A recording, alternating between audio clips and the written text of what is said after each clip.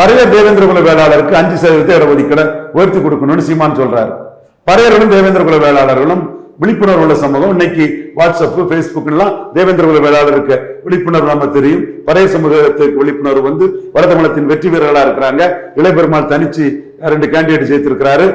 தேவேந்திர குல வேளாளர்கள் தனிச்சு வெற்றி பெறலனாலும் கூட கிருஷ்ணசாமி 2% வாக்கு எடுத்திருக்காரு. அவர் ஒருக்கா வெற்றி பெற்றிருக்கிறாரு. ஜான் பாண்டியன் 2வது வந்திருக்காரு முதுகுளத்தூர்ல. இரும்புரை குணசேகரன் பெரிய குளத்துல பெரிய ஓட்டு எடுத்திருக்காரு. விழிப்புணர்வு சமூகங்கள், தெளிவா ஓட்டு போட தெரிஞ்ச சமூகங்கள். இந்த சமூகங்களுக்கு அநீதி நடந்துடுச்சு, 5% இடஒதுக்கீடு உயர்த்தணும்னு சீமான் கேட்கிறாரு. விஜய் இது பற்றி எதுவுமே பேசலையே. அப்ப இந்த சமூகம் எல்லாம் இழிச்சவங்க, ஏமாளி, சினிமாவை பார்த்துக்கிட்டு தீப்பந்தம் எடுத்து தீண்டாமை ஒளியினி சினிமாவில மட்டும் போலியா ஏட்டு சொரக்கா செல்லுலாயிடுதல பேசிட்டு போயிட்டேன்னா, மறைஞ்சு போகக்கூடிய அந்த காட்சி போகக்கூடிய அதுல பேசிட்டு போயிட்டேன்னா நிஜத்துல ஓட்டு போட்டுருவானா? அப்போ அவர் தனிச்சு இருக்கக்கூடிய எண்ண ஓட்டமே இல்லை.